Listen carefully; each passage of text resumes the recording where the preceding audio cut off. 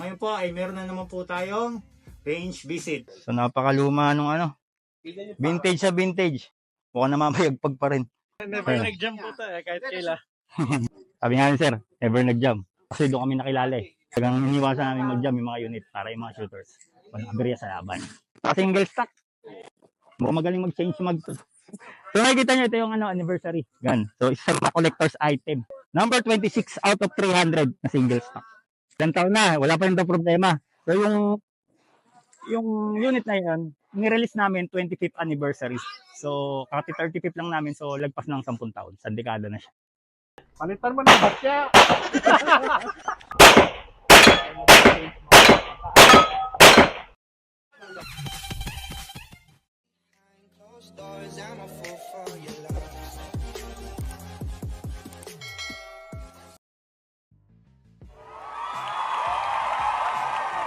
Okay, welcome back na naman po sa ating YouTube channel, ang Double Action Inquiry Channel. At ito po ang inyong host, Jason Metrillo po, ang production gunsmith ng Metrillo at your service. At kung bago pa lang po kayo sa ating channel, mag-like, share, and subscribe na po para updated po kayo sa mga susunod ko pang video. At saka speaking nga po pala sa mga nagsusubscribe, kasi pag-alaman ko po, marami palang gusto mag-subscribe pero di sila makapag-subscribe. Kasi, pag sinearch nyo yung channel na to, ganito po ang lumalaman na nakikita nila. So pag pumunta kayo sa halimbawa sinearch nyo sa YouTube or from example from YouTube, from Facebook, kinilik nyo yung link doon, tapos pupunta kayo sa YouTube, tapos yun yung lalabas sa inyo na hindi kayo makapag-subscribe, na kailangan nyo mag-sign in. So kailangan nyo lang i-continue yun. Tapos kailangan nyo mag-sign in ng Gmail. Ngayon kung walang Gmail, kailangan nyo mag-create. So yun, kailangan nyo lang input yung Gmail nyo doon para magkaroon kayo ng naka-sign in na account doon sa YouTube. Then after nun, ayun, pwede na kayo mag-subscribe. Pwede na mag-like, share. Ganun. So ganun po.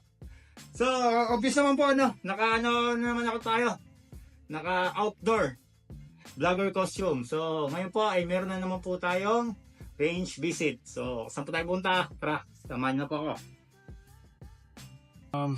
Gandang umaga po ulit, So, sabi ko nga po kanina, range visit na naman tayo sa video natin ngayon. Ngayon po ay mag-alas 7 na, 6:53 ng umaga. June 23. Ang destination po natin ngayon ay papuntang Timog, South. Pupunta po tayo ng Kabuyaw. So, pupunta po natin ang baluarte ng mga taga Laguna, ang Laguna Gunners. Para siguro nung nakaraan, purpose natin para maintindihan natin yung mga shooter's side. Ngayon nga lang, kung matatandaan nyo yung nakaraan, yung pinuntahan natin sa Marikina, ang ginamit nilang format ay Pismuk format. So ngayon, yung pupuntahan daw natin ay PPSA format naman. So di natin alam kung anong pagkakaiba nila, yung game ruling nila. So mamaya malalaman natin yan. Punta na tayo doon. Tara na. So, dito na po tayo sa baluarte ng Laguna Gunners. Yung Laguna Firing Range. Pagkakataong ito po, kung nakaraan, sumabak po tayo sa firing. Sa pagkakataong po ito, observe lang po muna tayo. As in, range visit. As of now po, waiting muna tayo. Waiting po muna tayo sa kausap na dito, si Sir Jimbo Gonzales po. So habang nag-aantay tayo, narinig natin may pumuputok na. Siguro watching muna tayo sa paligid. Sigurado hindi man nila tayo kilala. Tara. Okay, dito tayo sa isa sa mga stages ng range, Sa mga hindi nakakalam, itong sports na to, outdoor sports to. Ano daw to rain or shine. Kung natatanda yung nakaraan, doon sa Marikina, ang tiyatakbuhan, mga lupa, di ba? Graba. Medyo mahirap. Dito naman, damo. Since parang umulan pa, maputik. So parang napakahirap bumilis nito. So isa to sa mga sinasabing obstacles. Practical shooting. Dahilan para hindi ka tumama. Okay, dito na si Sir. Cute ng holster ni Sir. $42,000. Aray. Sakit sa bulsa. Maganda pa rin. Lahat. Magnet siya, malibot. Cover natin to. Long time no siya. Oo nga Sir Ano gamit nyo? Standard pa rin. Okay. Prodigy yan, Prodigy. Unit niya sir, oh. Fresh na fresh sa himas ko. Kapon niya lang kinuha yan. Bro, vintage sir. Kaya ako kananahin yung sukay dyan eh. Nung araw pa, revolver. So napakaluma nung ano. Vintage sa vintage. Mauna pa namin gawa to. Old school na old school. Mukhang namamayagpag pa rin. Oh, ito yung plastic. Never nag-jump po tayo kahit kailan. Sabi nga ni sir, never nag-jump. Kasi doon kami nakilala eh. Yun, provide talagang iniwasan namin mag-jump yung mga unit para yung mga shooters. Walang aberya sa laban. Ayun, sabi nga ni sir, di raw jump yun ever since. Ganun na siya katagal eh. Ganun na katanda, di nag-jump. Single stack. Mukhang magaling mag-change mag... So nakikita nyo, ito yung anniversary gun. So isa sa collector's item ng Metrillo. Ano number kayo sir? Share natin. So, isa to sa mga collector's item. Number 26 out of 300 na single stock. Thank you, sir. Ang swerte. Ilang taon na, wala pa rin daw problema. So, yung unit na yun, nirelease namin 25th anniversary. So, kasi 35th lang namin, so lagpas ng 10 taon. Sa dekada na siya.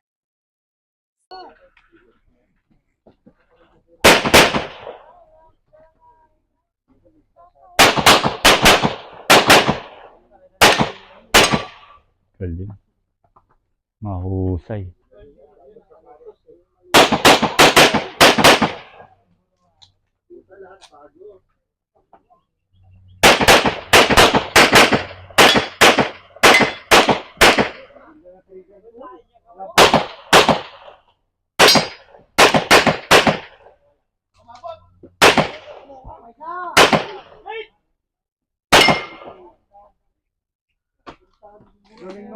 Mahusay, talsik ng talsik.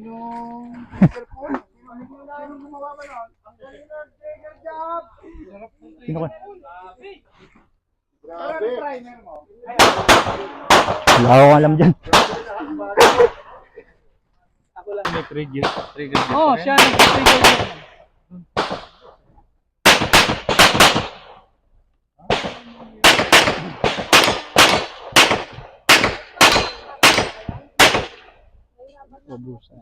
Nabot.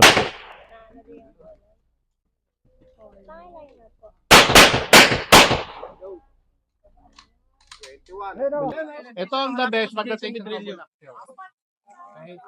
Wala na kung pisaro. Kung may natanong po kayo, check niyo yung YouTube channel ko. Although bago lang yun. Saan po yun? Kay Metrillo? Oo, Metrillo. Tuesday, dali natin. Tuesday, punta kami doon. Pwede po. Ang problema, nila si Jason. ito ang problema, pila. Bibo na. Kasi baka i-check ko rin yan kasi may kalikot na siya. Usually pag ganyan, lalo ako natatagalan kasi siyempre yung mga wrong moves itatama ko pa bago ko siya makuha. Thank you, sir. Sige po.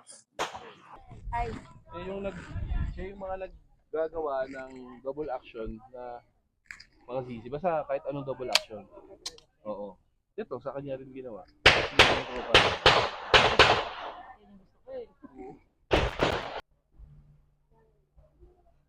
Oh, di ba? Nakakatama ka? Oh, pag tinutulak ka, sige, putok ka nga na nakatagilid. Naka-tingyayan. Palitan mo ng batya.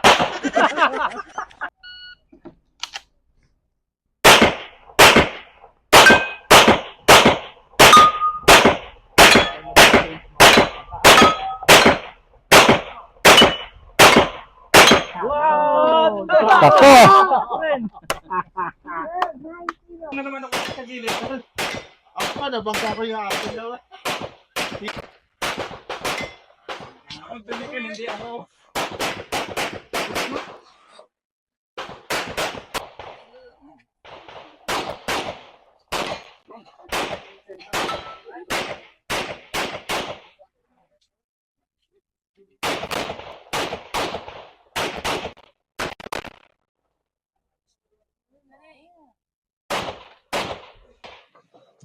Okay.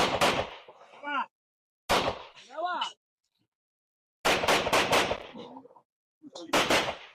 Nakakalito ng course. Trigger jump.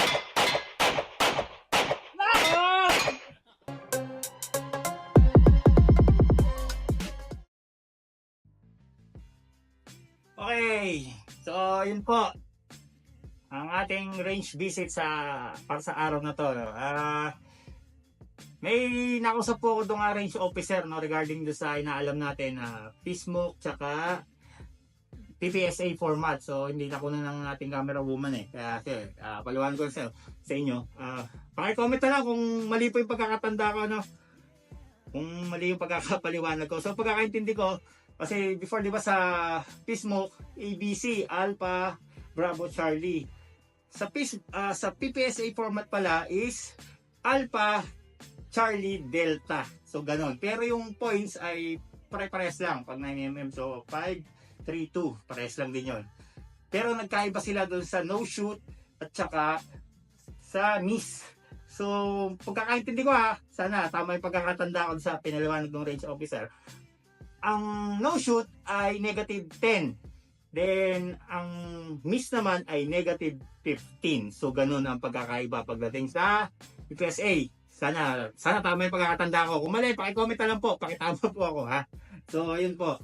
Tsaka, kung mapanood nyo kanina, no, meron tayo na-encounter doon na trigger job doon ng iba. Tapos, medyo, siyempre, hindi ka pares ng akin. So, pinati-trigger job ulit sa akin. Pero hindi ako makasagot kung kailan ko siya, babasin yun, hindi ako makasagot kung kailan siya pwede matapos. Kagaya ng pinaliwanag ko doon. Depende yun eh, kung paano yung pagkakatirada doon sa loob. So kasi nga pag ganon, yung mga mali nun, kailangan ko pang itama. So hindi ko masasagot kung severe ba yon o madali lang. So malalaman ko lang yung pag binuksan ko na. Kasi merong mga cases na naabot ako ng matagal kasi nawala na sa timing yung mga pyesa. So minsan nga yung mga customer hindi sinasabi sa akin yun. Pero siyempre malalaman ko rin yan naman yun pag binuksan ko. So ayun, yun lang yun ang gusto ko ipaliwanag yung na-encounter natin doon, no? Ayun, sana natuwa po kayo sa ating ikalawang range visit, no? So, yun po, no? Bago po tayo magtapos, maraming salamat po muna kay Sir Jimbo Gonzales sa pag-invite po sa atin sa Kabuyaw na sa kanilang firing range sa Baluarte ng Laguna Gunners at sa bubo po ng buong Laguna Gunners. Hindi ko na po kayo isa-isa po, ano? Masaya po natin experience. So sana, sa susunod po ulit na pagkikita sa susunod pong video. Sana sububayin niyo po ulit ang aking channel. Maraming salamat po.